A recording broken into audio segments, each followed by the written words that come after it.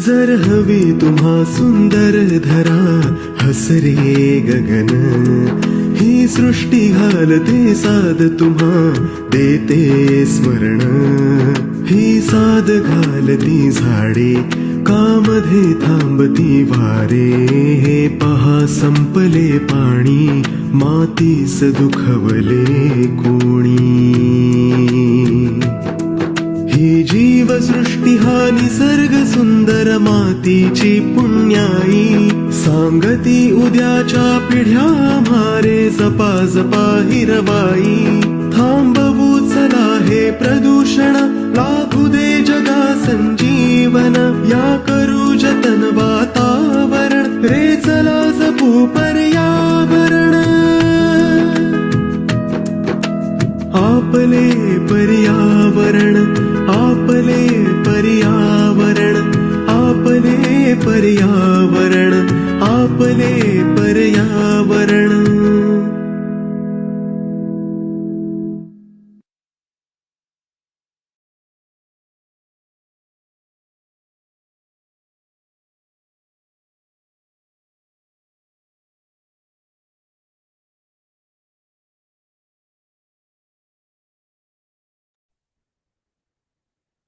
नमस्कार मंडळी, मी सुरभी वालावलकर ठोसर.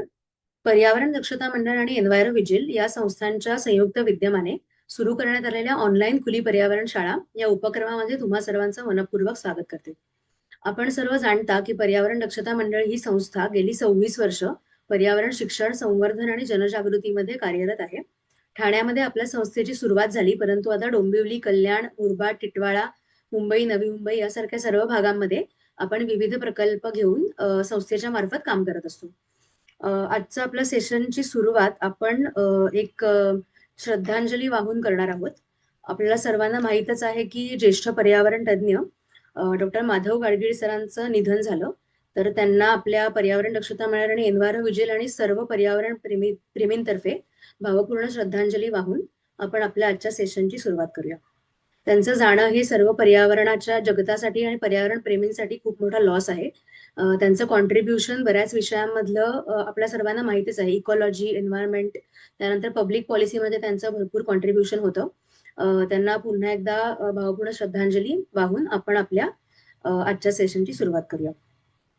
आपलं आजचं जे सेशन आहे त्याचा विषय आहे community connections, bridging ecology and action.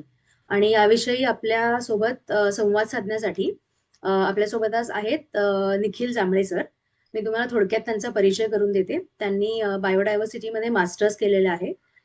सध्या ते अप्लाइड एन्व्हायरमेंटल रिसर्च फाउंडेशन मध्ये सिनियर फील्ड रिसर्चर म्हणून कार्यरत आहेत. गेल्या 7 वर्षांचा त्यांचा अनुभव आहे पर्यावरण क्षेत्रातला. यामध्ये ecology, behavioural study, community engagement आणि एन्व्हायरमेंटल एज्युकेशन या विषयांमध्ये त्यांचं कार्य आहे. आणि ते स्वतः एक उत्तम नेचर फोटोग्राफर देखील आहेत. मी सरांना विनंती करते की त्यांनी आपल्या आजच्या विषयाला सुरुवात करावी. आजचा आपला विषय आहे community connections, bridging ecology and action.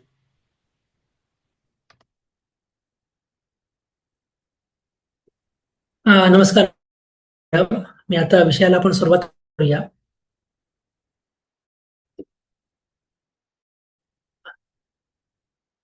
Slide.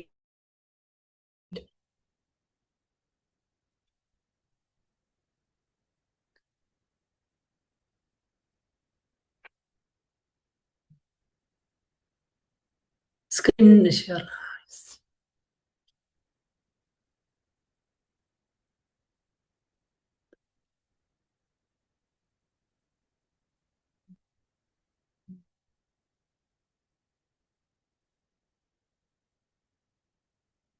हे स्लाइड शेअर होईपर्यंत, फुल स्क्रीन होईपर्यंत आपण ओव्हरऑल फक्त चर्चा करू की ज्यामध्ये तुम्हाला सर्वांना तर माहितीच आहे की इकॉलॉजी ब्रांचेस असतात की ज्यामध्ये मी आतापर्यंत काम केलंय रिसर्च, कन्झर्वेशन, एन्व्हायरमेंटल एज्युकेशन आणि कम्युनिटी एंगेजमेंट मध्ये. तर रिसर्च म्हणजे काय आहे ते तुम्हाला सर्वांना माहितीच असणार आहे. तर फक्त रिसर्च महत्वाचा नसून त्यासोबत कन्झर्वेशन सुद्धा का महत्वाचं आहे आणि कम्युनिटी एंगेजमेंट जर आपल्याला लॉंग टर्म काम करायचं आहे या निसर्गाला वाचवायचं तर यासाठी. तर हे आज आपण समजून घेणार आहोत की आजपर्यंत ज्या वेळेला मी काम करत आलो या एवढ्या फील्डमध्ये, वेगवेगळ्या एरियामध्ये, तर कशा प्रकारे हे महत्वाचं असतं की कम्युनिटीला घेऊन काम करणं. तर हे आज आपण समजून घेऊ. Next slide.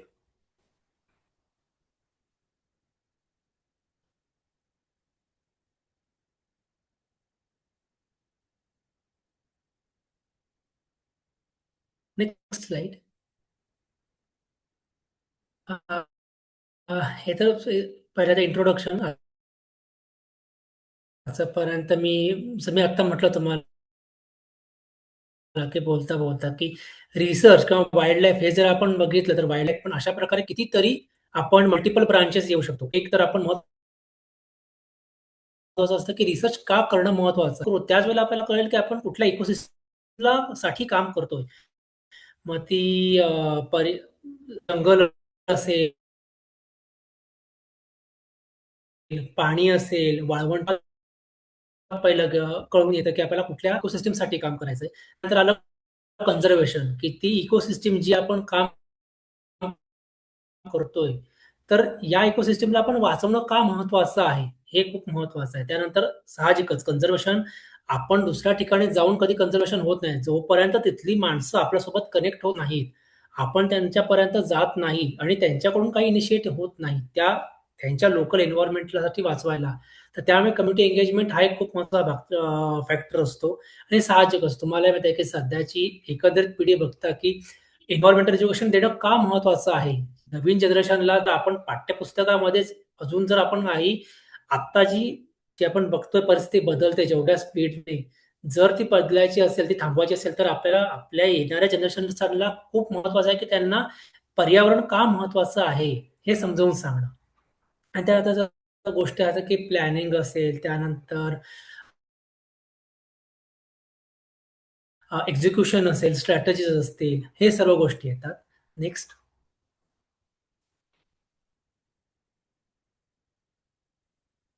Next slide.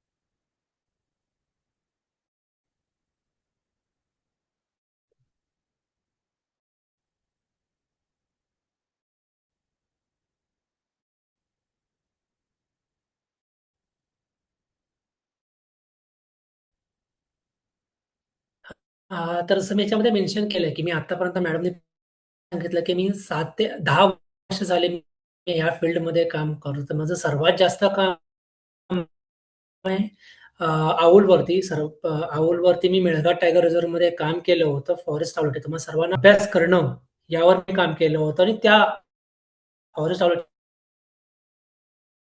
च्या व्यतिरिक्त जी त्या एरियामध्ये आउल्स होती, की ज्याला आपण सहजीवन म्हणतो घुबडांबद्दलचं, तर यावर मी अभ्यास केला. या व्यतिरिक्त मी कॅमेरा ट्रॅपिंगमध्ये मॅमलसाठी कॅमेरा ट्रॅपिंग केलेलं आहे. मेळघाट टायगर रिझर्व्हमध्ये. या व्यतिरिक्त मी बंदीपूरमध्ये सुद्धा टायगर रिझर्व्हमध्ये सुद्धा कॅमेरा ट्रॅपिंग केलं आहे. एम्फिबियन सर्व्हे मी केलेला आहे, की जे आपला वेस्टर्न घाटचा नॉर्थर्न एरिया आहे.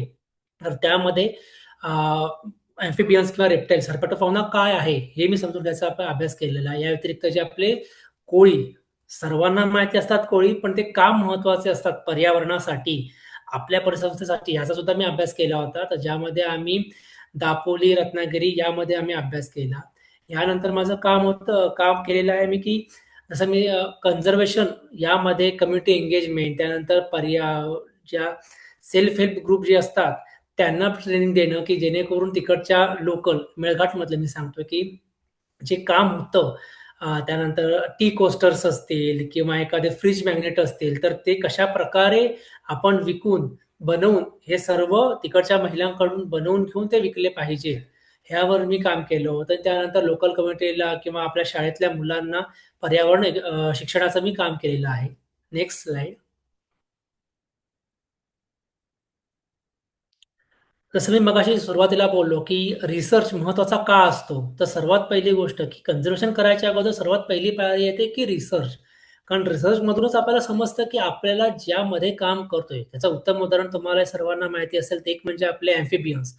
एम्फिबियन्स एवढे त्याला आपण काय म्हणू, की सेन्सिटिव्ह असतात एन्व्हायरमेंटमधल्या फॅक्टर्सला फ्लक्च्युएट झाल्यानंतर मग टेम्परेचर असेल किंवा पोल्युशन असेल की जेणेकरून लगेच ते सांगतात की ॲज अ इंडिकेटर काम करतात ते.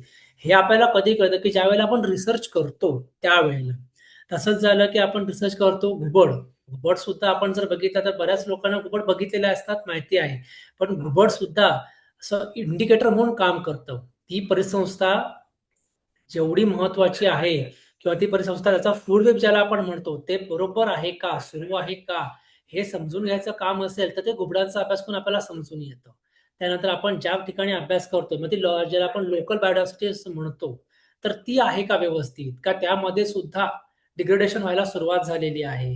आता बऱ्याचशा ठिकाणी जर तुम्ही घाटाच्या बाजूला फिरत असाल किंवा प्रवास केला तर तुम्ही जर नीट बघितलं तर ते आपण म्हणतो की जंगल छान आहे किंवा जंगल दिसतंय. पण हे खरंच जंगल आहे का? का तर तिथे रान माजलंय, जंगल जाऊन. हे आपल्याला समजून घेण्यासाठी आपल्याला रिसर्च महत्वाची गोष्ट असते.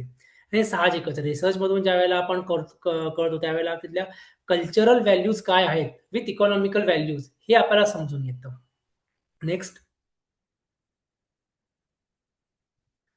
तर यामध्ये जर तुम्हाला दिसत असेल, की अजून एक गोष्ट महत्त्वाची असते, की बऱ्याचशा वेळेला रिसर्च असा केला जातो, की प्राण्यांना ज्याला आपण म्हणतो, की नॉन इन्व्हेसिव्ह मेथड्स यामध्ये सर्वात उत्तम उदाहरण म्हणजे कॅमेरा ट्रॅपिंग. तुम्ही बऱ्याच जणांनी ऐकलं असेल, फोटो बघितले असेल. सध्या आपल्या सह्याद्री टायगर रिझर्व्हमध्ये जे वाघ सोडलेले आहेत, तर त्याचे तर तुम्ही जर फुटेज बघितले असाल, तर ते कॅमेरा ट्रॅपिंग यानुसार ते काढले जातात. जेणेकरून कॅमेरा ट्रॅप तिथे आपण डिप्लॉय केले, लावून ठेवले, की आपला तिथे डायरेक्ट कॉन्टॅक्ट न होता आपली मूव्हमेंट न होता तिथले प्राणी कुठले-कुठले आहेत हे आपण समजून घेतो. याच प्रकारे एका बाजूच्या फोटोमध्ये तुम्ही बघितलं तर एक पट्टी लावलेली आहे. ती स्केल आपण जी इंडिकेट करते त्यासाठी. आणि तिथले कुठले प्राणी जातात, ॲक्टिव्हिटी कुठल्या रस्त्यांवरती असते हे आपण एक समजून घेतो. म्हणजे कॅमेरा ट्रॅप नुसते गेले, आपण जंगलामध्ये लावले असं होत नाही. त्या अगोदर हा सर्व्हे करणं खूप महत्त्वाचा असतो, की ज्याच्यामध्ये आपण कुठल्या एरियामध्ये फिरतोय, तिथे प्राण्याची रहदारी आहे का? प्राण्याचे हूफमार्क म्हणजे पायाचे ठसे असतील, पाऊलखुणा असतील, त्याच्या विष्ठा असतील, हे आपल्याला समजून येतं. तर ह्या सर्व गोष्टी रिसर्च करताना महत्त्वाच्या असतात. ह्याच्या नोंदी ठेवल्या जातात. Next slide. तर आतापर्यंत जसं मी मगाशी बोललो, की माझं सर्वात जास्त काम होतं आऊल्सवरती, की ज्याच्यामध्ये आम्ही काम केलं होतं, की घुबड महत्त्वाचं का असतं? त्याच्या नक्की कुठल्या-कुठल्या प्रजाती त्या एरियामध्ये राहतात, त्या आहेत आणि त्या एकमेकांबद्दल सहजीवन करताना त्या एकमेकांना मारतात का? किंवा कशा प्रकारचं जीवन जगतात? ह्याचा आम्ही अभ्यास केला. या व्यतिरिक्त त्यांना त्या घुबडांना तिथे कुठले थ्रेट्स आहेत, त्यांना कुठल्या त्यांच्या येत्या भावी पिढीसाठी अ, जाहिरातीची संख्या कमी होईल. ह्या कुठल्या-कुठल्या गोष्टी आहेत ह्याचा आम्ही पहिला अभ्यास केला. त्यानंतर कॅमेरा ट्रॅपिंग तर तुम्हाला मी आत्ताच सांगितलं, की कशाप्रकारे कॅमेरा ट्रॅपिंग केलं जातं आणि ते का करणं महत्त्वाचं आहे, की जसं मी मगाशी म्हटलं, की आपला तिथे प्रेझेन्स न असता ते प्राणी कुठले-कुठले आहेत. असेही बरेचसे प्राणी असतात, की जे आपल्याला एक्सक्लुझिव्हली रात्री दिसतात. याचं उत्तम उदाहरण म्हणजे तुम्हाला माहिती असेल, की पँगोलिन किंवा ज्याला हनी बॅजर म्हणतो आपण. चांदी अस्वल हे 2 प्राणी आपण म्हणू शकतो, की खूप कमी वेळा त्यांचं डायरेक्ट सायटिंग होतं. पण अदरवाईज का होत नाही? कारण ते आहेतच नॉक्टर्नल प्राणी. रात्रीचे निशाचर ज्याला म्हणतो ते प्राणी आहेत. हे सर्व समजून घेण्यासाठी आपण कॅमेरा ट्रॅपिंगचा अभ्यास करतो. आणि जसं मी मगाशी म्हटलं, की आपले जे स्पायडर्स आहेत किंवा एम्फिबियन्स आहेत, हे इकोसिस्टम हे फूड वेबसाठी खूप महत्त्वाचे फॅक्टर्स असतात. स्पायडर किंवा आपण ज्याला कोळी म्हणतो, आपण बऱ्याचशा वेळेला कोळी घरामध्ये असलेली कोळीची झाडं काढून टाकतो किंवा दुर्लक्ष करतो. पण कोळीचं महत्त्वाची गोष्ट काय? घरामधला जर आपण कोळी विचार केला तर सर्वांना झुरळ माहिती असेल. तर झुरळाला आपण ठार मानतो. तर कोळ्यांची एक प्रजात अशी आहे, की जी फक्त झुरळांना खाऊन जगते, की ज्याला आपण नॅचरल पेस्ट कंट्रोलर म्हणतो. हे काम कोळी करतात. तर हे हे आधी आपल्याला माहिती असण्या अगोदर हे लोकांना ज्यावेळेला आपण सांगतो त्याच्या अगोदर आपण अभ्यास केला जातो त्याचा, रिसर्च केला जातो. मग ती गोष्ट आपल्याला समजते, की अरे हां, ह्या गोष्टी महत्त्वाच्या आहेत आणि ह्याचं आपल्याला कन्झर्वेशन करायचंय. Next slide. हा एक व्हिडिओ आहे. छोटासा थोडासा एंटरटेनिंग आहे. एकदा तुम्ही चेक करा आणि मला सांगा, की हे तुम्ही कुठल्या या व्यतिरिक्त प्राण्यामध्ये बघितलंय का? प्ले करा व्हिडिओ.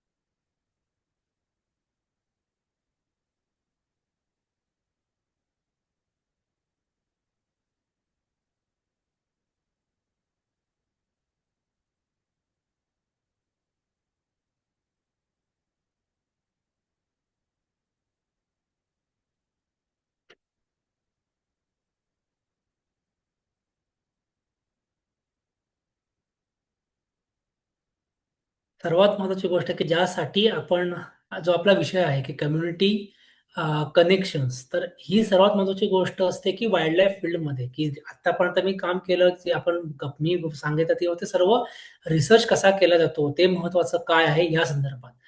ही आता खरी गोष्ट आहे, की जो रिसर्च आपण करतो, ज्याही लोकं जी रिसर्च करतात, तर त्याचं ॲक्चुअल इम्प्लिमेंटेशन हे असतं ऑन ग्राउंड, की ज्याला आपण कन्झर्वेशन म्हणतो, की जी एखादी स्पेसीस असेल, एखादा हॅबिटॅट असेल, म्हणजे अधिवास प्राण्यांचा, मग ते जंगल असेल किंवा गवताळ प्रदेश असेल, माळरान असेल, या गोष्टी वाचवणं का महत्त्वाच्या आहेत? तर सर्वात पहिली गोष्ट तिकडच्या ज्या लोकल प्रजाती आहेत, जर आपण वाचवलं नाही, तर त्या लोकल प्रजाती कायमच्या नष्ट होतात. आणि हा जो तुम्ही पहिला फोटो बघताय, ब्लॅक एंड व्हाईट आहे, तर तो तुम्हाला सर्वांना माहिती असेल. आत्तापर्यंतचं जे जे आहे, आपण ज्याला चिपको आंदोलन म्हणतो, त्यातला एक फोटो आहे. हे का तयार झालं किंवा ह्याचा जो सक्सेस आपण म्हणतो, हा कशामुळे सक्सेस आहे आहे चिपको आंदोलनाचा? तो म्हणजे की तिकडचे स्थानिक लोकं त्यांना कळालं, की ते महत्त्व काय आहे कन्झर्वेशन करण्याचं. तिकडचा जर परिसर आपण नाही जपला, तर काय होऊ शकतं हे त्यांनी इनिशिएट घेतलं आणि त्यामुळे कन्झर्वेशन करणं हे यासाठी महत्त्वाचं असतं. तर तुम्हाला बाजूचा फोटो दिसतोय, की ज्याच्यामध्ये आम्ही जनरली स्कूल एज्युकेशन म्हणतो, की ज्याच्यामध्ये आम्ही मुलांना पर्यावरणाची माहिती सांगतो. का महत्त्वाचं आहे पर्यावरण किंवा ते कशाप्रकारे जपलं पाहिजे किंवा का जपलं पाहिजे. तर यामुळे त्यांचे आम्ही इंटरॅक्शन्स घेतो. पुढच्या फोटोमध्ये तुम्हाला काय लक्षात पण येईल, की कशाप्रकारे त्यांच्या ॲक्टिव्हिटी असतात, का महत्त्वाचं असतं असं. Next slide. हे आहे ते, जे तुम्हाला म्हटलं होतं, की आत्तापर्यंत तुम्ही जर म्हणालात, की कन्झर्वेशन यामध्ये भरपूर सारे मल्टिपल ब्रांचेस असतात, की ज्याच्यामध्ये मी तुम्हाला म्हटलं, की community engagement through eco designs for development, for sort of money making, त्या लोकल लोकांना जनरेशन ऑफ इन्कमसाठी. हे दुसरं आहे, की ज्याच्यामध्ये आपण इंटरॅक्टिव्ह प्रेझेंटेशन्स असतात, की ज्याच्यामुळे जी आपली झेडपीच्या ज्या शाळा आहेत, ज्यांना आम्ही शिकवलं, की त्या मुलांना पर्यावरणाचं महत्त्व कळलं पाहिजे लहान वयामध्येच, की पर्यावरण का महत्त्वाचं असतं, कुठल्या-कुठल्या गोष्टी महत्त्वाच्या असतात आणि जर आपण पर्यावरण वाचवलं नाही, तर त्याचा लाँग टर्म इम्पॅक्ट काय होऊ शकतो. मग हे सांगताना आम्ही त्याच्यामध्ये गेम्स घेतो, ड्रॉइंग्ज असतात किंवा जे आपण अधिवास किंवा ह्या ज्या कन्सेप्ट आहेत, तर त्या मुलांच्या परीने मुलांना लगेच कशा समजतील, ह्या आम्ही त्याच्यामध्ये इन्कॉर्पोरेट केलेल्या होत्या आजपर्यंत. त्यानंतर अजून एक महत्त्वाची गोष्ट असते, की जी जनरली मुलांना खूप आवडते, ती म्हणजे नेचर वॉक. सर्वांना माहिती आहे, की ज्यावेळेला आपण शाळेच्या बाहेर येतो, निसर्गात जातो, आजूबाजूची जी कुठली झाडं, झुडपं, फुलं हे महत्त्वाचं नसतं, की मुलांना हे पहिल्याच वेळेला कळलं पाहिजे. पण मुलांना हे जरी कळलं, की बाबा झाडाचे जसं पक्षी, प्राणी यांचे भरपूर सारे प्रकार असतात, तसेच सेम प्रकार झाडांचे असतात. आपण फक्त झाडं म्हणतो, पण झाडामध्ये कितीतरी प्रकार असतात, विविध प्रकार असतात. ह्याची मुलांना एक आवड निर्माण करणं खूप आवश्यक आहे. तर हे आम्ही नेचर एज्युकेशन प्रोग्राममध्ये आम्ही करतो, की मुलांना आवड लागेल, ते निसर्गाकडे कुतूहलतेने बघतील आणि त्यातून ते त्यांचं पुढे करियर पण करतील. किंवा निसर्गाच्या प्रती त्यांना आवड राहील आणि ते काम करतील, की निसर्ग जपला पाहिजे यासाठी. हे आम्ही केलेलं आहे. या व्यतिरिक्त हे झालं एन्व्हायर्नमेंटल एज्युकेशनचा विचार केला तर. तर या व्यतिरिक्त आम्ही दुसऱ्या जे आपले ग्रामपंचायत, फॉरेस्ट डिपार्टमेंट, हेल्थ डिपार्टमेंट यासारख्या ज्या आपल्या गव्हर्नमेंट आहेत, तर यांना आम्ही ह्यूमन वाईल्डलाईफ इंटरॅक्शन्स यामध्ये सुद्धा माहिती दिली होती, की ज्याच्यामध्ये आपल्या आजूबाजूला वन्यप्राणी का येतात? सुरुवात इथून होते. आपण म्हणतो, की प्राणी आता माझ्याच एरियाचं उदाहरण घेतो, की इथे आता जनरली आम्ही ज्यावेळेला बाहेर पडतो, त्यावेळेला लोकं सांगतात किंवा चर्चा होते, की आता बिबट्याचं प्रमाण वाढायला लागलंय, बिबटे जास्त आलेत. पण खरंच बिबटे जास्त आलेत का? बिबट्याचं प्रमाण वाढलंय का? हे आपण म्हणतो कारण बिबट्या दिसण्याचं प्रमाण वाढलंय. पण आपण विचार केला का, की बिबटे आपल्याकडे येतात का? आपण त्यांच्या जंगलामध्ये जातोय, आपण त्यांच्या घरामध्ये जातोय. हे लोकं समजून घेत नाहीत. तर ह्या गोष्टी खूप महत्त्वाच्या असतात, की ज्या आपल्याला समजणं आवश्यक आहे. आणि ज्यावेळेला कम्युनिटी एंगेजमेंट असतात किंवा हे असे वर्कशॉप असतात, ज्यामध्ये आमचा प्रयत्न असा असतो, की ही माहिती तिकडच्या स्थानिक लोकांना देणं खूप आवश्यक असतं. की हे जंगल किंवा हा निसर्ग फक्त आपला नाहीये. तो सर्वांचा आहे. जे सजीव आहेत त्याच्यामध्ये मुंगीपासून ते हत्तीपर्यंत सर्व प्राणी त्याच्यामध्ये येतात. जेवढे आपल्याला अधिकार आहेत, तेवढेच अधिकार ह्या प्राण्यांना सुद्धा असतात. त्यामुळे आपण जसं म्हणतो, की वन्य प्राणी आणि मनुष्य यांच्यामध्ये संघर्ष वाढलेत, कारण त्याची कारणं पण तशी आहेत.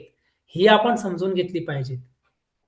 आपण जर त्यांच्या जंगलामध्ये, त्यांच्या घरामध्ये जर आपली घरं करायला असू, तर ते प्राणी जाणार कुठे? राहणार कुठे? आणि हे लोकांना सांगणं मध्ये आपली इव्हन गाव लेव्हलला सुद्धा, ग्रामपंचायत लेव्हलला सुद्धा खूप महत्त्वाची गोष्ट असते. कारण मी मग परत माझा एम्फॅसिस तोच राहतो, की आपण काम करतो, रिसर्चचं काम असतं बरोबर आहे. पण आपण रिसर्च हा 2 वर्ष, 5 वर्ष, 6 वर्ष टेंटेटिव्ह म्हणजे कालावधीसाठी असतो. पण कन्झर्वेशन ही लाँग टर्म प्रोसेस असते. कमीत कमी 5 वर्षाच्या नंतर तुम्हाला जे ॲक्चुअली गोष्टी पाहिजे, जे तुम्हाला अपेक्षित आहे, ते सर्व दिसतं. याचं उत्तम उदाहरण आम्ही सांगतो मी म्हणेन, की ज्यावेळेला आम्ही या मुलांसाठी शाळामध्ये कार्यक्रम घेत होतो एन्व्हायर्नमेंटल एज्युकेशनचा, ज्यावेळेला हा माझा अनुभव आहे, की अशा शाळा आमच्या होत्या, की ज्या जंगलाला लागून होत्या, टायगर रिझर्व्हला लागून होत्या, की जी मुलं कधीही म्हणजे त्यांना अशी गप्पा मारताना त्यांना विचारलं, "काय बाळा तू हा फोटो बघितलास का? किंवा तू हा प्राणी बघितलास का?" तिथे लगेच सांगायचं, "काय हां दादा, की हा प्राणी मी बघितलाय." मग वाघ असेल, बिबट्या असेल, अस्वल असतील आणि ते म्हणायचे, की "अरे हां, हा प्राणी मी इथे-इथे बघितला होता किंवा आम्ही हा प्राणी हा बघितलाय." आणि हेच ज्यावेळेला आम्ही शहराच्या जवळपास हा कार्यक्रम घेतला, मुलांना माहिती होतं, पण जे एन्थुसियाझम असतं, जी माहिती असते, ते साहजिकच मला जास्त जाणवलं, की जी जंगलाच्या आजूबाजूला मुलं राहतात त्यांच्यामध्ये. त्यांनी एवढ्या प्रकारे उत्तरं दिली, की "अरे हां, दादा, की आम्हाला हा प्राणी माहिती आहे. हा प्राणी या वेळेला येतो, हा प्राणी ते करतो. मग प्राण्यांना नाही मारलं पाहिजे. प्राणी पण महत्त्वाचे असतात आपल्यासाठी जंगलामध्ये. यांच्यामुळे हे होतं." पण हे ज्यावेळेला आपण शहरातल्या मुलांना आम्ही विचारलं, त्यावेळेला शहरातल्या मुलांची आन्सर एकदम वेगळी होती. याचा परिणाम तोच होतो, की ज्यावेळेला आपल्या आजूबाजूला जी मुलं बघतात, जे आहे, त्यांना खूप चांगल्या प्रकारे माहीत आहे, की निसर्गाचं महत्त्व काय आहे ते. त्यामुळे या ज्या गोष्टी असतात, की लहान मुलांना शिक्षण देणं, पर्यावरण शिक्षण आणि माणसांना सुद्धा सहजीवन ज्याला आपण म्हणतो कोएक्झिस्टन्स ते सांगणं खूप महत्त्वाची गोष्ट आहे. फक्त रिसर्च करून कधीच निसर्ग वाचणार नाही, कधीच कुठला प्राणी वाचणार नाही. असे तुम्हाला कितीतरी सांगू शकतो प्राणी, की जे आहेत, रिसर्च आहेत. त्याची अ, दरवर्षी नवीन-नवीन त्याचे डिस्कव्हरी होतात. पण त्याचा रिसर्च कन्झर्वेशन होतं का?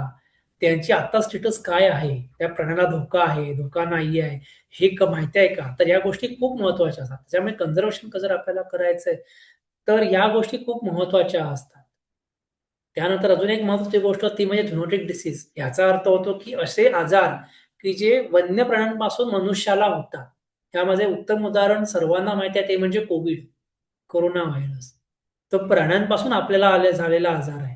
त्याचं अजून एक उदाहरण तुम्हाला माहिती असेल बर्ड फ्लू. त्यानंतर के-एफ-डी, की जो जनरली टिक्स, सांबर किंवा गवे यांच्या या जे सस्तन प्राणी आहेत जंगलातले, त्यांच्यावरती गोचीड म्हणतात मराठीमध्ये.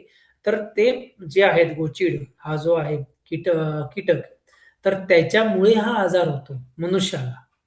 असे आजार आहेत, की जे माहिती असणं खूप आवश्यक आहे. कारण ज्यावेळेला आपण कन्झर्वेशनचं काम करतो, ही गोष्ट तिकडच्या स्थानिक लोकांना आपण सांगितली, त्यांना याचा आत्तापासूनच परिचय करून दिला, तर त्यांना खूप लवकर त्याच्यामधून जर त्यांना रिकव्हरी पाहिजे असेल किंवा जर काय होत असेल, तर त्यांना गोष्टी समजतात. आणि या सर्वाचा साहजिकच आपला मेन मोटिव्ह असतो, की तो म्हणजे स्थानिक लोकांना त्यांच्याच एरियात की आपण लोकल बायोडायव्हर्सिटी म्हणतो, त्याचं महत्त्व त्यांना कळलं पाहिजे आणि त्यांना जसं मी मगाशी म्हटलो, की ते लाँग टर्म प्रोसेस आहे.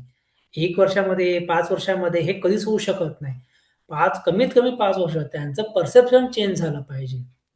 आज ते म्हणतात, की नाही आमच्या आजूबाजूला प्राणीच नाही आले पाहिजे. तर ते मलाच सांगतात, ज्यावेळेला मी फिरतो मगाशी म्हटलं, की मला कधीच जण सांगतात, की "अरे तुम्ही ते तुमचे बिबटे पकडून न्या. बिबटे आलेले आहेत. काय करता येणार नाही का? बिबट्यांना पकडता येणार नाही का?" असं एवढं सोपं नाहीये ते.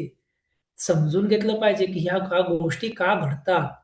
आणि जसं मी म्हटलं, की हे असेच तर येत नाहीत. त्यांनाही बिबट्यांना काय आवडत नाही तेव्हा चला आज जंगलामध्ये आपला भाग फिरून झालाय, उद्या आपण या वस्तीमध्ये फिरायला जाऊया, असं नाही होत.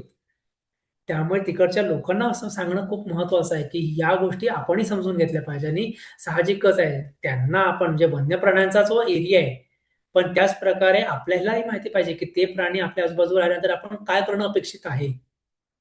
ज्यावेळेला आम्ही हे ग्रामपंचायत, फॉरेस्ट डिपार्टमेंट यांच्यासाठी वर्कशॉप घेतले, त्यावेळी सर्वात पहिलं होतं, की वन्यप्राणी कुठला दिसला, की त्यांना मारायला जाणं. तुम्हाला बघितलं असाल तुम्ही बऱ्याचशा वेळेला हत्ती असतील आपल्या आजूबाजूला आलेले की किंवा गवे असतील तर माणसं फटाके फोडतात, दगड मारतात, काठ्या घेऊन धावतात. याने कधीच काही होत नाही. त्याने संघर्ष वाढतो आणि ह्या गोष्टी आपण जेवढ्या बोलतो तेवढ्या खरंच कॅज्युअल नाहीयेत. त्या गोष्टी खूप महत्त्वाच्या असतात. ज्यावेळेला तुम्ही हे वर्कशॉप घेता, गावच्या लेव्हलला जाता, जे लोकं तिथे त्या परिस्थितीला सामना करतात, त्यांच्यासोबत जेव्हा तुम्ही गप्पा मारता, तेव्हा तुमच्या लक्षात येतं, की ह्या गोष्टी आपण लांब बसून कधीच होऊ शकत नाही. तिथे ज्यावेळेला आपण जाऊ, लोकांना शांतपणे समजवू. असं पण आपल्याला करायचं नाही, की लोकांच्या होमध्ये हो मिसळून वन्य प्राण्यांना हाकलून द्यायला त्यांना हो, बरोबर आहे तुमचं हे करून चालत. ना प्राण्यांना मारलं पाहिजे. दोघांचाही आपल्याला बॅलन्स राखता आला पाहिजे.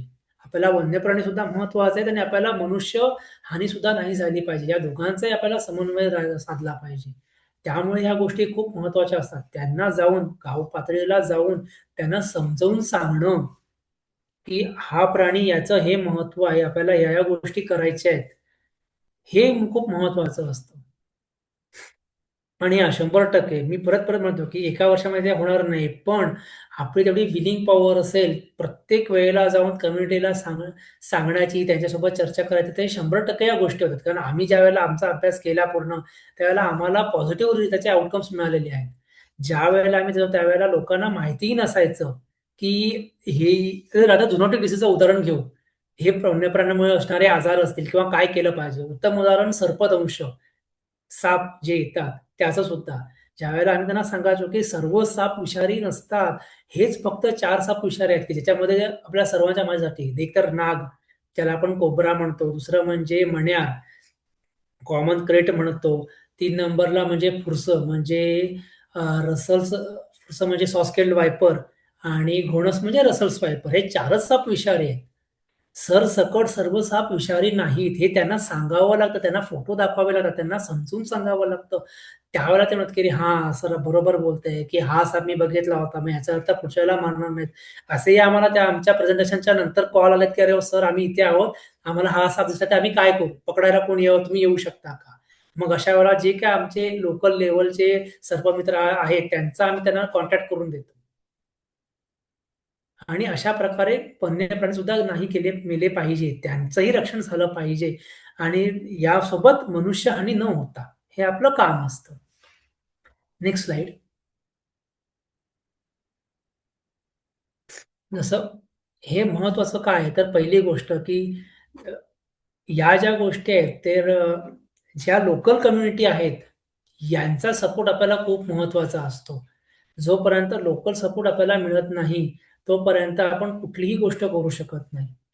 याचं उत्तम उदाहरण तुम्हाला सर्वांना माहिती असेल, की अमूर फाल्कन. काही वर्षांपूर्वी अमूल फाल्कनची जी आपण ज्याला आय-यू-सी-एन स्टेटस म्हणतो, तो कसा होता आणि आज काय? त्याच्यामध्ये किती प्रोग्रेस झालेला आहे, पॉझिटिव्ह प्रोग्रेस. हे का झालं? कारण परत सेम, की उदाहरण तेच होतं, की तिकडच्या कम्युनिटीला त्याचं महत्त्व समजलं. त्यांना कळालं, की ह्या पक्षाला जर आपण पकडून खाल्लं किंवा मारलं किंवा पकडलं, तर काय होऊ शकतं? लाँग टर्म त्याचा इम्पॅक्ट किती निगेटिव्ह होईल आपल्या पर्यावरणावरती आणि आपल्यावरती. मग मात्र त्यांना कळलं, की नाही हा महत्त्वाचा पक्षी या कारणासाठी आहे. त्यांनी त्याचा अभ्यास केला. तिकडच्या मुलांना समजावलं. तिकडच्या सर्वांनी एकमेकांना इनिशिएट केलं आणि आज तिकडे महोत्सव असतात, त्या राज्यांमध्ये. हे उत्तम उदाहरण त्याचं आहे, आपण असं म्हणू. त्यानंतर अजून एक गोष्ट तुम्हाला माहिती असेल, जसं मी मगाशी म्हटलं फॉरेस्ट आउलेट. तोही काही वर्षांपूर्वी क्रिटिकली एंडेंजर्डमध्ये होता पक्षी.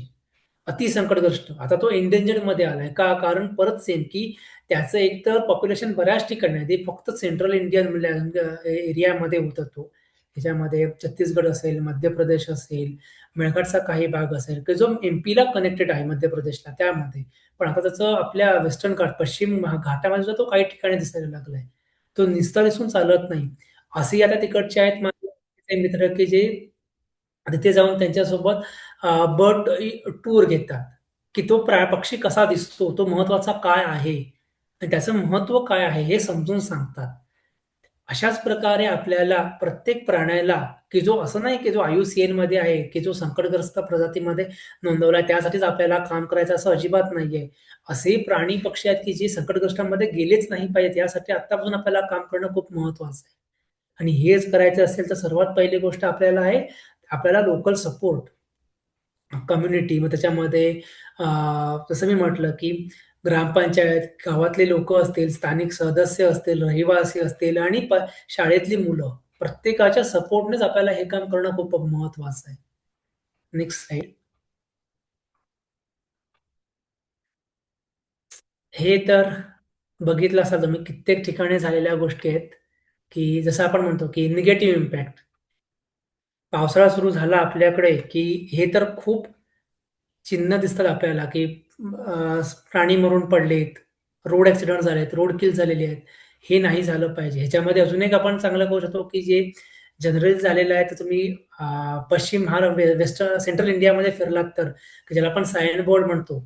त्या ठिकाणी कुठले प्राणी किंवा आपण तामिळ घाटामध्ये गेलात तरी सुद्धा किंवा सह्याद्री टायगर रिझर्व्हमध्ये फिरलात तरी सुद्धा तुम्हाला दिसून येईल, की फॉरेस्ट डिपार्टमेंट बोर्ड लावतात.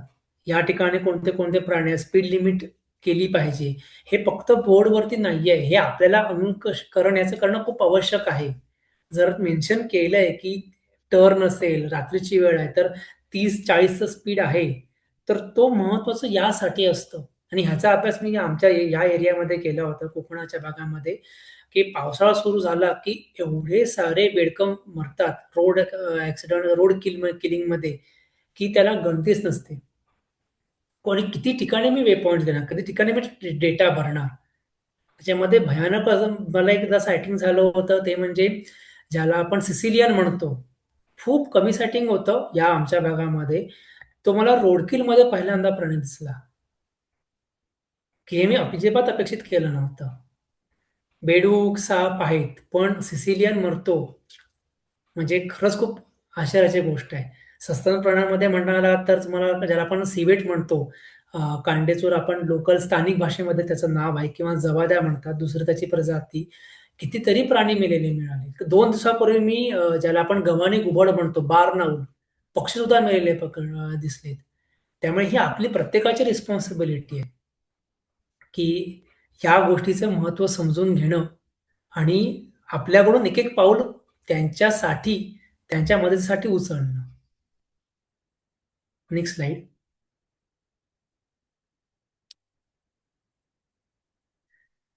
तर या प्रकारे आम्ही ज्यावेळेला वन्यजीव सप्ताह असेल, ज्याला वाईल्डलाईफ वीक म्हणतो, त्यावेळेला प्रेझेंटेशन घेणं किंवा कुठल्या शाळेमध्ये आम्हाला ऑर्गनायझेशन म्हणून बोलावलं, की तुम्ही तुमचे प्रेझेंटेशन द्या, की आम्ही आमच्या परीने जेवढी माहिती आहे पर्यावरणाची, तिकडच्या स्थानिक लोकल बायोडायव्हर्सिटीची, ती सर्व द्यायचा आम्ही प्रयत्न करतो.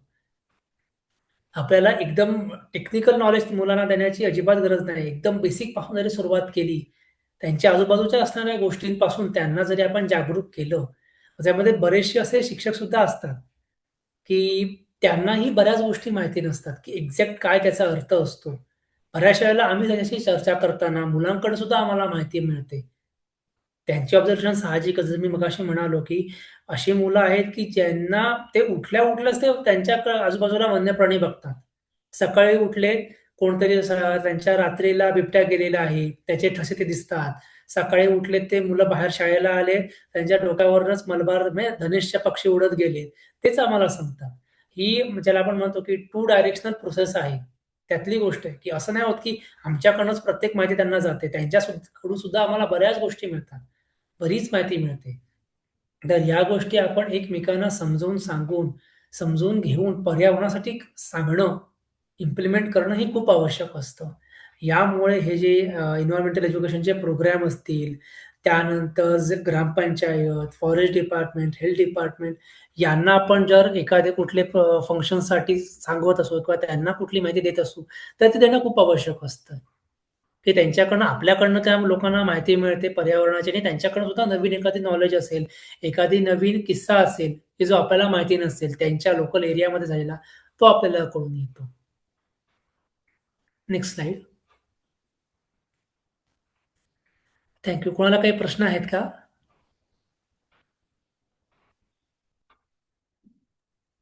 मनःपूर्वक धन्यवाद निखिल. खरंच कम्युनिटी एंगेजमेंट आणि लोकल लोकांना बरोबर घेऊन काम करणं खूप महत्वाचं आहे. पर्यावरण दक्षता मंडळ देखील असं काम शहरामध्ये म्हणजे ठाणे, डोंबिवली यासारख्या भागामध्ये करतं आणि आपली जी ओके. ग्रामीण पर्यावरण शाळा आहे म्हणजे जी मामडोली गावाच्या आसपास चालते, तर तिथे सुद्धा हां, आपल्याला हां. अनेक अशाच प्रकारचे अनुभव येतात. तर मला असं एक विचारायचं होतं की ही जी सगळी गावं आहेत ती जंगलाच्या आसपासची आहेत. तर असा काही वेगळा अनुभव तुला आला का यांच्यासोबत काम करताना? जो सांगण्यास म्हणजे अ, असं युनिक अनुभव, त्यातून काही शिकायला मिळालं, असं काही वेगळा अनुभव आला असेल? हो, नक्कीच, नक्कीच. आता तुम्ही आता मगाशी म्हणालात, की ज्या मी मगाशी पण म्हणालो, की शहराच्या गावांच्या आजूबाजूला जंगल आहे आणि जंगलातल्या शाळा आहेत. सर्वात पहिली असं, की त्यांचं परसेप्शन, की खूप जास्त ते परसेप्टिव्ह असतात वन्य प्राण्यांसाठी. त्यांना जर आपण ज्याला आपण बेस्ट एक्झाम्पल आम्ही याचाच देऊ शकतो, की ॲनिमल इमोशन्स. ज्या प्रकारे आपल्याला इमोशन्स आहेत, जर हा आम्ही गेम केला होता, की ज्या आपल्या 4 इमोशन्स आहेत, अ, आनंद, दुःख, राग आणि तिरस्कार ह्याचे बोर्ड आम्ही प्रत्येक ठिकाणी ठेवले होते आणि मुलांना फक्त एक फॉर एक्झाम्पल सांगायचं, की समजा की तुम्ही वाघ आहात आणि मस्त ऊन पडलंय, तुमची छोटी-छोटी लहान पिल्लं खेळतायत, तर तुम्हाला कसं वाटेल? या गोष्ट खूप छोटी होती, पण त्याही जी लहान गावातली मुलं होती, की ज्यांच्या आजूबाजूला जंगल आहेत, त्या मुलांनी ज्या प्रकारे उत्तरं दिली, ज्या प्रकारे त्यांचा रिस्पॉन्स होता, त्यांना सांगावं नाही लागलं, एक्सप्लेन नाही करावं लागलं, की ह्या इमोशन्स किंवा ह्या भावना ज्या आपल्याला असतात, त्याच त्या प्राण्यांनाही असतात. त्या खूप जास्त त्याने रिलेट केल्या. ऑन द अदर हँड आमचा अनुभव असा होता, की ज्यावेळेला आम्हाला शहरातल्या बाजूला ठिकाणी गेलो, की जिथे थोडं आपण म्हणू, की जे कनेक्शन्स असतं पर्यावरणाचं, आपल्या निसर्गाच्या प्रती, ते थोडंसं डायल्यूट होतं. त्या ठिकाणी आम्ही गेलो, त्या ठिकाणी मुलांचा तसा रिस्पॉन्स नव्हता. थोडासा मिक्स होता. काही मुलं तिथेच उभी होती, न्यूट्रलला उभी होती. काही मुलं तिकडे गेली. काही मुलांना कळालंच नाही, की काय नक्की आहे गेमचा अर्थ काय आहे? त्यामुळे ज्यावेळेला आपण गावाच्या आजूबाजूला जंगल आहेत आणि अशा ठिकाणी काम करतो, त्यावेळेला मुलांकडूनच बरेचसे आन्सर किंवा बरेचसे किस्से असे कळतात. जसं मी मगाशी म्हटलं, की आता बऱ्याचशा वेळेला आम्ही गेलो, आम्हाला सांगितलं, की "अरे, आज हा प्राणी बघितला का? तो प्राणी बघितला का?" मग तेच सांगतात, की "हां, दादा, आज हा आम्ही प्राणी बघितला होता.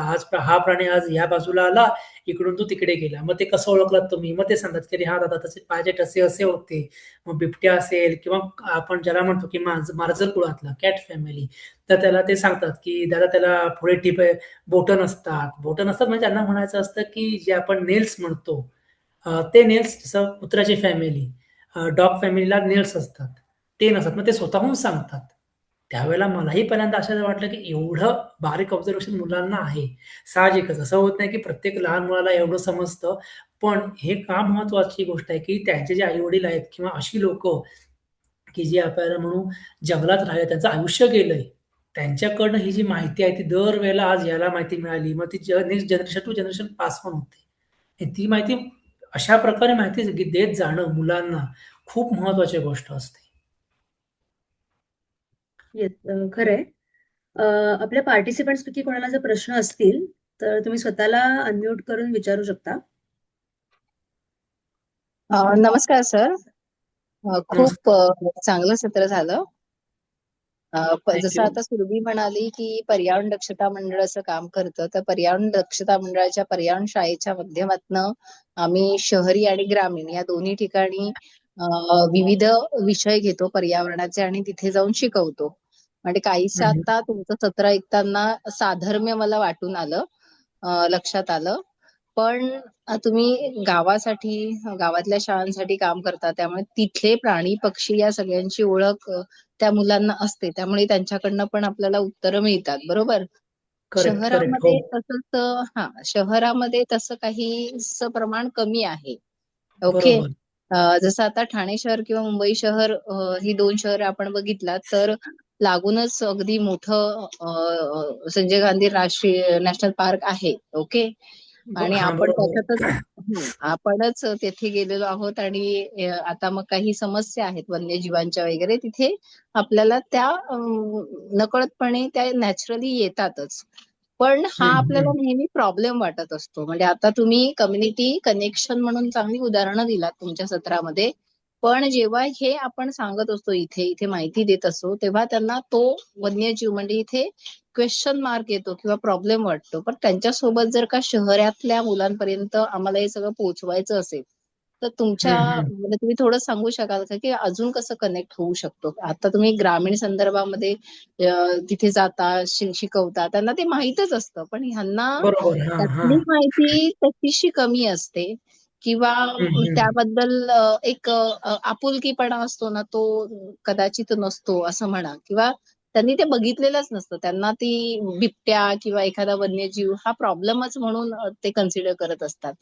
तर करेक्ट. ह्याच्यावरती कसं काय आपण थोडंसं सोल्युशन किंवा कशा पद्धतीने अजून जास्त चांगल्या प्रकारे मुलांपर्यंत पोहोचू शकतो असं मला जरा म्हणजे तुमच्याकडून समजून घ्यायला आवडेल. आणि तुमच्या कामासाठी विशेष कौतुक आणि चांगल्या प्रकारचं काम करता आहात सर तुम्ही, कारण it thank you. Is very challenging work.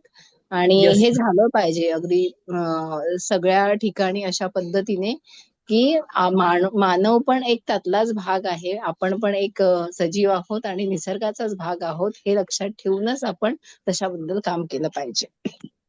Correct. Madam तुम्ही म्हणालात की ते चॅलेंज आम्हालाही होतं बऱ्याच वेळेला. याचं उत्तम उदाहरण होतं चंद्रपूर. चंद्रपूरमध्ये ज्यावेळेला आम्ही कामं करत होतो हीच मुलांना समजावून सांगण्याची, तर तिकडच्या ज्यावेळेला आम्ही शाळेमध्ये गेलो त्यावेळेला आम्हाला खूप प्रयत्न करावे लागले मुलांना आमच्यासोबतच राहतात पहिलं कनेक्ट करताना. पर्यावरण, आम्ही काय शिकवतो ही खूप नंतरची गोष्ट आली. मुलांना तिथे बसवणं, मुलांना सांगणं, की आम्ही का आलोय, कुठल्या कामासाठी आलोय. त्यांना फक्त एवढं वाटलं कोणतरी 4 वेगळे चेहरे दिसले त्यांच्या शिक्षकांच्या व्यतिरिक्त, काहीतरी आज वेगळं काहीतरी होणार एवढंच त्यांना कळलं. पण आम्ही का आलो हे त्यांना पहिले 2 सत्र आम्हाला समजावून सांगण्यात गेले, की आम्ही का आलोय, कशासाठी आलोय.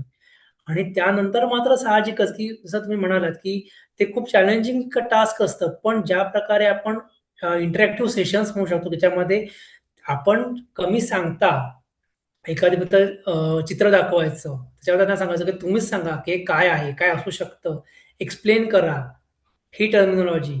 आणि हां, एक महत्त्वाची गोष्ट अशी होती, की ज्यावेळेला आम्ही केली होती, की जसं मी मगाशी म्हटलं, की ज्या टर्मिनॉलॉजीज आहेत आपल्या पर्यावरणामध्ये, मग अधिवास असेल किंवा ज्याला आपण कॅमोफ्लेज म्हणतो.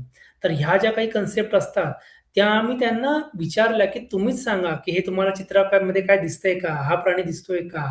हे प्राणी कुठे आहेत का? लपलेले आहेत का?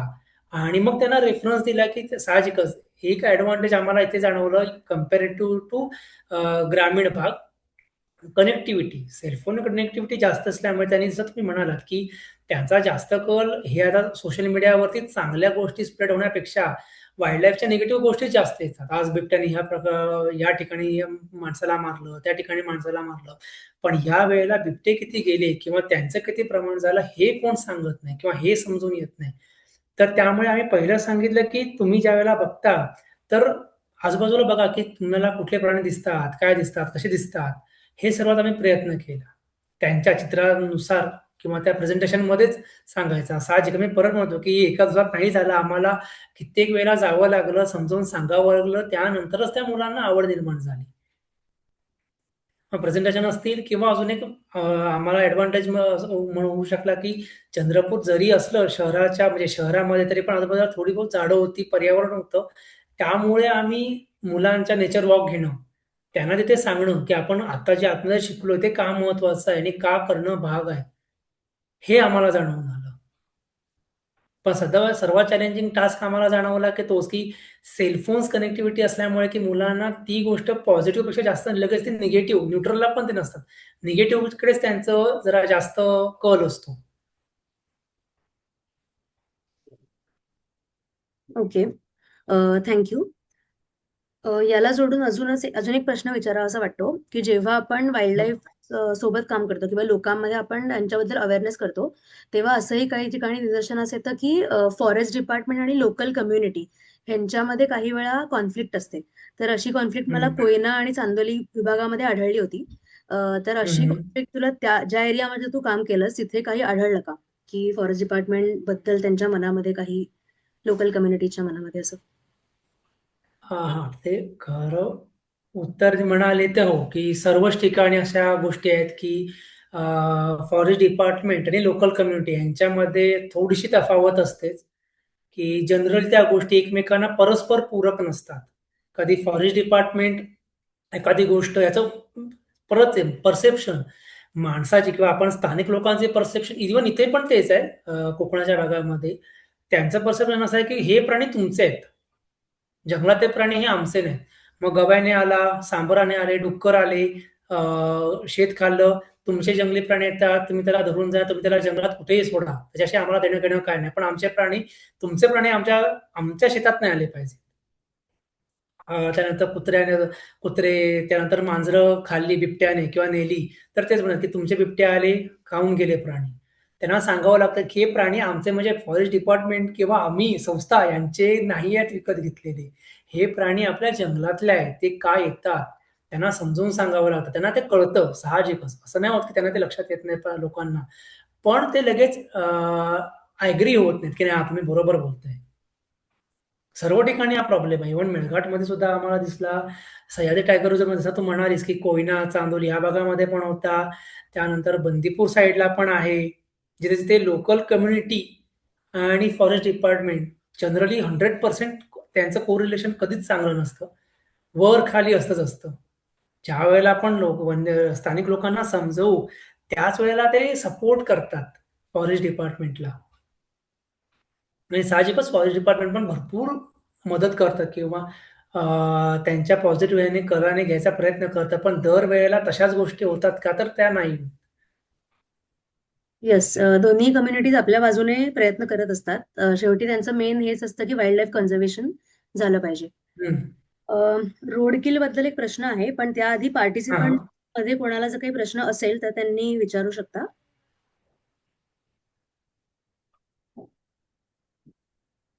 रोडकिल वरती मध्ये आपले विलास काणे सरांची एक फिल्म आली होती, जस्ट अनदर डेथ नावाची. तर ती त्यांनी म्हणजे पुण्यामधलेच आहेत ते सर, फिल्म मेकर. तर त्यांनी याच्यावरच केलेले की त्यांनी सुद्धा दाखवलं की कित्येक बऱ्याच रस्त्यांवरती वाहनांमुळे प्रचंड प्राण्यांचे मृत्यू होतात. तर यावरती असं काही उपाययोजना केली आहे का? म्हणजे बऱ्याच ठिकाणी आपण बोर्ड्स वगैरे बघतो की स्पीड लिमिट एवढी असावी, बट असं कुठे इम्प्लिमेंटेशन झाल्याचं तुझ्या निदर्शनामध्ये आलं आहे का आतापर्यंत? नाही, नाही. कारण मध्ये तसंच WCTमध्ये एक माझा मित्र होता. आम्ही सोबत काम केलं होतं. तर त्याने एक ॲप तयार केलं रोड किल सेन्सससाठी, की तुम्ही ज्यावेळेला फिरता, त्यावेळेला तुम्ही कुठे जिथे रोड किल झाला असेल, जसं एक फोटो नाही वे पॉइंट, GPS ज्याला आपण म्हणतो कोऑर्डिनेट्स, हे टॅग करायचे. पण परत मगाशी मी म्हटलं होतं, की प्रॉब्लेम कुठे होतो, की जर आपण मोठे सस्तन प्राणी म्हटलं, की जसं मी म्हटलं, की कांडेचोर, सिव्हेट असतील, जबाद्या असतील, तर या प्राण्यामध्ये केसेस कमी असतात. नाही असं नाही. म्हणजे असं पकडू जर आपण 10 बघतोय रोड किल तर 10 पैकी एखाद दुसरा हे प्राणी असतात. पण 70 ते 80% हे असतात बेडूक. याला नाही शक्य होत. प्रॅक्टिकली कुठेच नाही. इव्हन आंबोलीसारख्या ठिकाणी सुद्धा तोच प्रॉब्लेम होतो, की ज्याला आपण हब म्हणतो हर्पेटोलॉजी फौनासाठी. सापाचं पण ते कित्येक मी इव्हन गोव्याचा जो मेन हायवे होता, त्या गोव्याच्या मेन हायवेवरती पायथनला रोडकिल झालेला बघितलंय. काय होतं, आपण साइन बोर्ड लावतो. साइन बोर्ड इफेक्टिव्ह कुठे काम करतात? तर जिथे घाट सेक्शन आहे तिथे.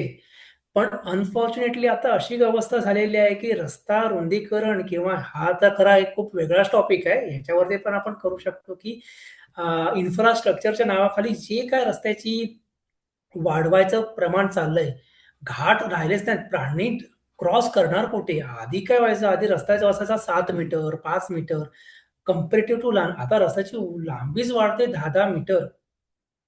हे प्रॅक्टिकली शक्यच होत नाही प्राण्यांना क्रॉस करणं. माझ्या माहितीत फक्त तुम्हालाही माहिती असेल, की जो आपला नागपूर पेंचवाला जो एरिया आहे त्याच्यामधून खालच्या बाजूने जे प्राण्यांना जायला केलेला आहे सॉर्ट ऑफ कॉरिडॉर, तोच माझ्या माहितीमध्ये सर्वात इफेक्टिव्ह आहे.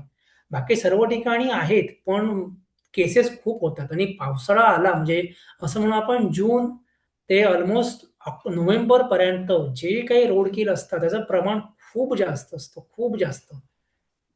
बरोबर आहे. ओके. जर पार्टिसिपंट्सपैकी कोणाला प्रश्न नसतील तर आपण आजच्या सेशनमध्ये इथे थांबूया. जर नंतर तुम्हाला काही प्रश्न असतील तर आपला जो व्हॉट्सअप ग्रुप आहे त्यावर तुम्ही नक्की विचारू शकता. हा खरंच खूप इंटरेस्टिंग सब्जेक्ट आहे, म्हणजे यावर अजूनही आपण भरपूर चर्चा करता येईल. परंतु वेळेअभावी आपण हे सेशन इकडे संपवतोय. जर पॉसिबली आपण पार्ट 2 साठी सुद्धा प्रयत्न करू, म्हणजे वेगळा एखादा विषय घेऊन चालेल. वरती आपण डिस्कशन करू शकतो. पुन्हा एकदा मनपूर्वक आभार निखिल, की खूपच सुंदर पद्धतीने तुझे अनुभव तू या सर्वांना सांगितले. म्हणजे अनुभव किती महत्वाचे असतात हे याच्यातून समजलं, की ऍक्च्युअल फील्डवरती काम केल्यानंतर आपल्याला अनेक प्रकारचे अनुभव येतात आणि ते अतिशय प्रभावी पद्धतीने तू सगळ्यांसमोर मांडलेस. त्याबद्दल मनपूर्वक धन्यवाद. आता आपल्या काही अनाउन्समेंट्स आहेत पर्यावरण दक्षता मंडळाच्या, त्याकडे आपण वळूया. थँक्यू तुम्हाला सुद्धा सुरभि मॅडम, तुम्ही मला इन्व्हाइट केलं त्यासाठी, आणि पर्यावरण दक्षता मंडळ याचे सुद्धा भरपूर सारे आभार. कारण तुम्ही मला माझा जो अनुभव होता तो सर्वांसमोर मांडायची, सांगायची संधी दिली. थँक्यू.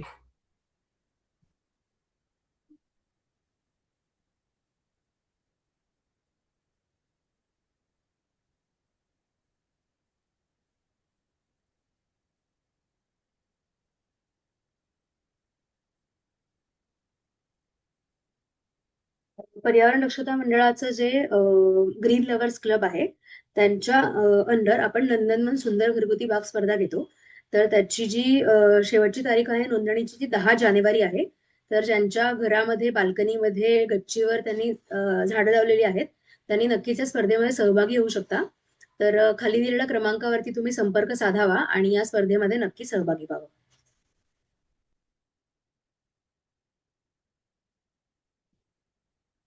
त्यासोबतच ग्रीन लव्हर्स क्लबच्या अंतर्गत आपण दरवर्षी एक स्टडी टूर घेत असतो. तर आता नर्सरी व्हिजिट आहे वांगणीमध्ये 11 जानेवारी रविवारी सकाळी 6 ते संध्याकाळी 7 या वेळेमध्ये नर्सरी व्हिजिट होणार आहे. तर यामध्ये देखील ज्यांना इंटरेस्ट आहे त्यांनी आपल्या संस्थेमध्ये त्या संदर्भात नाव नोंदणी करावी.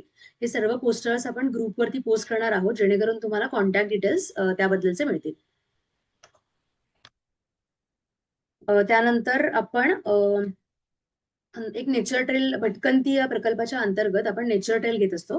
तर 18 जानेवारी म्हणजे पुढच्या रविवारी भांडूप पंपिंग स्टेशन येथे आपली नेचर ट्रेल आहे, ज्यामध्ये तिकडची बायोडायव्हर्सिटी जास्त प्रमाणामध्ये पक्षी आपण तिकडचे बघणार आहोत आणि त्याचा आनंद घेणार आहोत. तर यामध्ये ज्यांना अटेंड करण्यासाठी यायचं असेल त्यांनी नक्की आपल्या खाली दिलेल्या क्रमांकावरती संपर्क साधावा.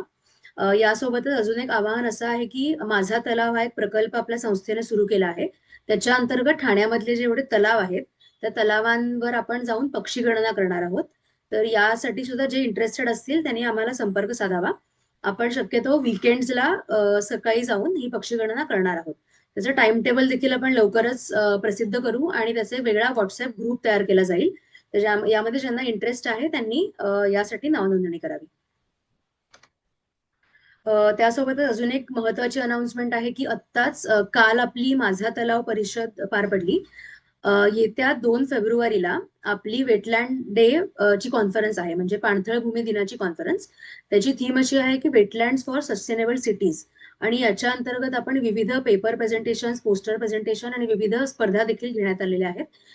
तर यासाठी ज्यांना रजिस्टर करायचं आहे त्यांनी हा जो QR कोड आहे तो स्कॅन करावा. हे पोस्टर देखील मी शेअर करेन जेणेकरून तुम्हाला जास्त माहिती त्या कॉन्फरन्स विषयी मिळेल. ही आपली 26वी कॉन्फरन्स आहे. गेली अनेक वर्ष पर्यावरण दक्षता मंडळ क्लीन क्रीक मुवमेंटच्या अंतर्गत आपण ठाणे खाडीचा अभ्यास करतो आणि त्याच्याबद्दल आपण दरवर्षी ही कॉन्फरन्स करत असतो. तर या वर्षीची देखील 2 फेब्रुवारीला होणार आहे. तर सर्वांनी ही कॉन्फरन्स अटेंड करावी अशी विनंती. पुढचं सेशन जे आहे ते आपलं 99th सेशन आहे. त्याचा विषय आहे चतुर कथा आणि आपल्याला याविषयी मार्गदर्शन करणारे डॉक्टर पंकज कोपर्डे सर. त्यांचा ड्रॅगन फ्लाईज आणि डॅमसेल फ्लाईज म्हणजे चतुर आणि टाचणी यावरती त्यांचा अभ्यास आहे आणि ते आपल्याला याविषयी त्यांच्या इंटरेस्टिंग स्टोरीज सांगणार आहेत त्या डॅमसेल फ्लाईज आणि ड्रॅगन फ्लाईज बद्दल. तर पुढचं सेशन तुम्ही सर्वांनी नक्की अटेंड करावं अशी सर्वांना विनंती आहे. पुढचं सेशन आपलं शुक्रवारी असेल 16 जानेवारीला 4 ते 5 या वेळेमध्ये. पुन्हा आपण झूमवरच भेटणार आहोत. पुन्हा एकदा सर्वांचे मनपूर्वक आभार आणि आपले जे आजचे स्पीकर आहेत निखिल जांभळे त्यांचे देखील मनपूर्वक आभार. पुढच्या शुक्रवारी आपण भेटूया एक नवीन विषय घेऊन. तोपर्यंत सर्वांना नमस्कार.